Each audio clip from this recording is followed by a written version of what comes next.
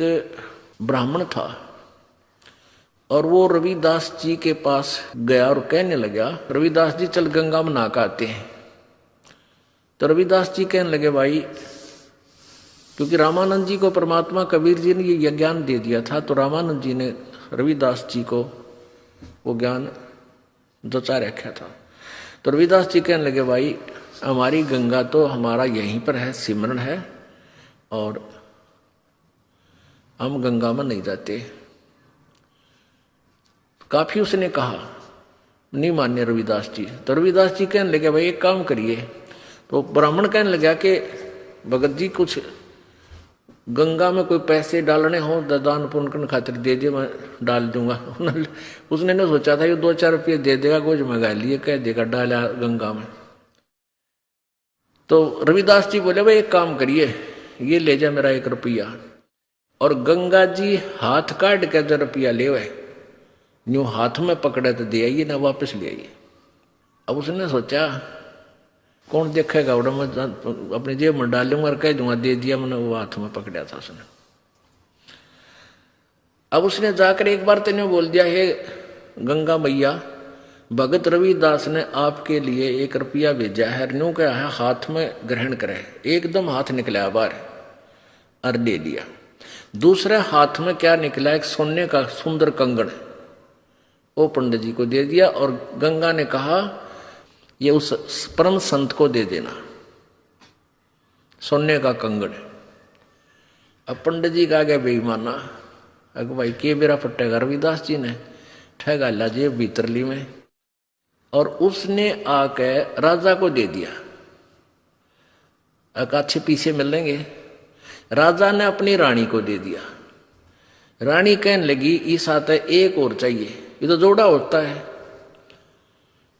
उसके कुछ पैसे दे दिए, जैसे भी 20, 30, 50 रुपये थे उस कंगन के, पहले महंगे सस्ते होते थे भाव। अब राजा नवबामण फिर बुलाया, पंडित जी बात सुन, एक और लिया, नित्रा बकल तारांगे दनी लिया था। क्यों? उसा कंगन उसने सारा पटक सर पटक लिया, कितना नहीं पाया। वो जब दुखी हो लिया, अकीब जान बच्चा नहीं, रविदास जी के पास चले, शायद वो फिर 1 रुपया दे दे, मैं गंगा में दे आऊं और फिर वहां से मिलेगा मुझे। तो फिर रविदास जी के पास गया पंडित जी, कहने लगे, भगत जी आज तेरे हाथ में मेरे परिवार की जान है। राजा ने जब वो 1-2 बार नकारा कर दिया, जी और तना पाता, ने बोला रानी का आदेश है, या तो लिया, नहीं तेरे पूरे परिवार ने कोल्लू में पीड़ाएंगे। पहले ऐसे जुबान पर कानून होता था राजाओं का।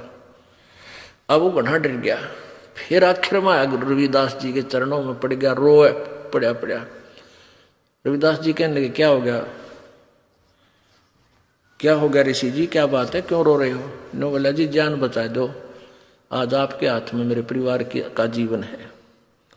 रविदास जी बोले, वे कहानी बता क्या है? नो बोला, जी आपने जो वो रुपया दिया था वो मेरी जान का झाड़ हो गया। रविदास जी बोले, भाई कारण बता, मेरा रुपये का कह रहा है, पहले तू ये बता, वो रुपया मैया ने लिया कि नहीं तेरी ने बोला, जी मैया ने लिया, एक हाथ से रुपया पकड़ लिया, दूसरे हाथ से कंगन दे दिया सोने का। मेरे को आ गया लालच, मैंने दे दिया राजा को, उसने मेरे 150 रुपये दे दिए उसके, यानी उसमें 100 रुपये तो आजकल लाख रुपये के बराबर थे। अब उसने रानी को दे दिया, रानी ने जिद कर दी कि एक और चाहिए, तो जोड़ा होया करे। अब वो दूसरा मैं सारा सर पटक लिया, मुझे मिल नहीं रहा, राजा का आदेश से जो दूसरा नहीं लेकर आता है मेरे पूरे परिवार को खत्म करेगा।